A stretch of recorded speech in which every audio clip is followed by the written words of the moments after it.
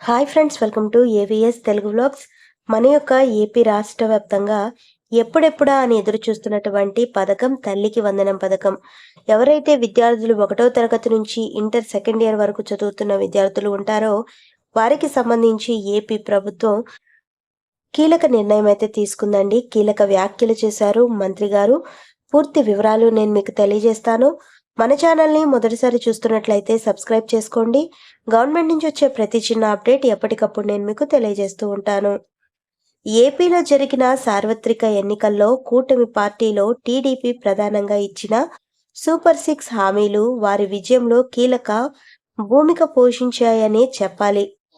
దీంతో అధికారంలోకి వచ్చిన వెంటనే ఈ హామీల అమలు విషయంలో కూటమి ప్రభుత్వానికి పెను సవాళ్లు ఎదురవుతున్నాయి అంటున్నారు.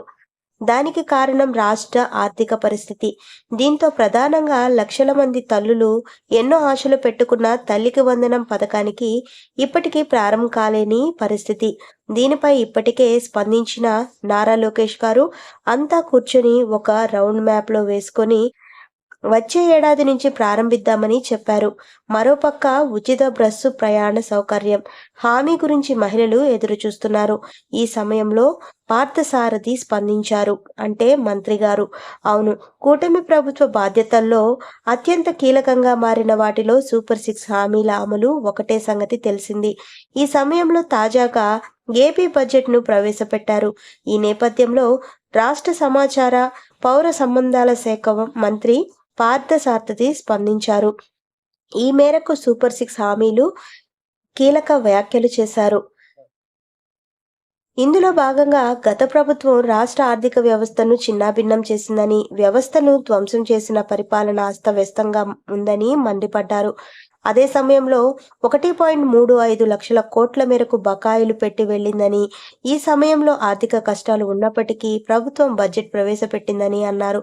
సో మనకు ఇక్కడ ఒక అప్డేట్ అయితే ఇచ్చారండి. ఎవరైతే విద్యార్థులు ఎప్పుడెప్పుడా అని ఎదురు చూస్తున్నారో దానికి సంబంధించి తల్లికి వందనం పథకానికి సంబంధించి ప్రభుత్వం కీలక నిర్ణయం తీసుకుంది. ఆ హామీ అమలు దిశగా ప్రస్తుతం ఈ ఏడాది నుంచే ఈ పథకాన్ని అమలు చేస్తున్నట్లు సమాచారం. దీంతో 2024-2025 బడ్జెట్లో 6,487 కోట్ల రూపాయల నిధులు కేటాయించారు. కాకపోతే ఈ పథకానికి సంబంధించిన విధి విధానాలను ప్రభుత్వం ఇంకా క్లారిటీ రావాల్సి ఉంది. 1వ తరగతి నుంచి ఇంటర్ సెకండ్ ఇయర్ చదువుతున్న విద్యార్థులకు ఏడాదికి 15,000 రూపాయల చొప్పున తల్లికి వందనం పేరుతో అందించనున్నట్లు సమాచారం. ఈ యొక్క సాయాన్ని విద్యార్థుల యొక్క తల్లుల అకౌంట్లో జమ చేస్తున్నారు. అయితే మనకు కూటమి ప్రభుత్వం ఇంట్లో ఎంతమంది పిల్లలు ఉంటే అంతమందికి ఈ యొక్క పథకానికి సంబంధించిన డబ్బులు జమ చేస్తామని చెప్పడం జరిగింది. అలాగే గతంలో మనకు 6 స్టెప్ వ్యాలిడేషన్ అనేది ఉండేది కదండి. భూమి ఎక్కువగా ఉన్న, కరెంటు బిల్లు ఎక్కువగా ఉన్న, 4 వీలర్ ఉన్న పథకాలు అమలు కాకుండా కొట్టివేసేవాళ్ళు. సో ఇప్పుడు ఆ యొక్క 6 స్టెప్ వ్యాలిడేషన్ అనేది తీసేస్తున్నాము, అలాంటి అర్హతలు ఏమీ లేవు అని ఏపీ ప్రభుత్వం నిర్ణయం తీసుకున్నారు. త్వరలో ఈ యొక్క తల్లికి వందనం పథకానికి సంబంధించి విధి విధానాలు రెడీ చేస్తున్నారు. దీనికి సంబంధించిన పూర్తి అప్డేట్ త్వరలోనే విడుదల చేస్తామని చెప్పారు.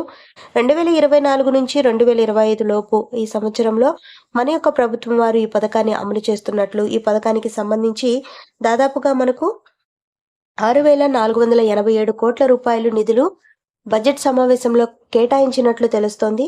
సో ఫ్రెండ్స్, చూశారు కదా, ఇదండి మనకు తల్లికి వందనాన్ని పథకానికి సంబంధించిన లేటెస్ట్ అప్డేట్. మరిన్ని వివరాల కోసం, మరిన్ని అప్డేట్స్ కోసం మన ఏవిఎస్ తెలుగు బ్లాగ్ ఛానల్ని సబ్స్క్రైబ్ చేసుకొని లైక్ చేయడం మర్చిపోకండి. Thank you for watching friends. Thank you.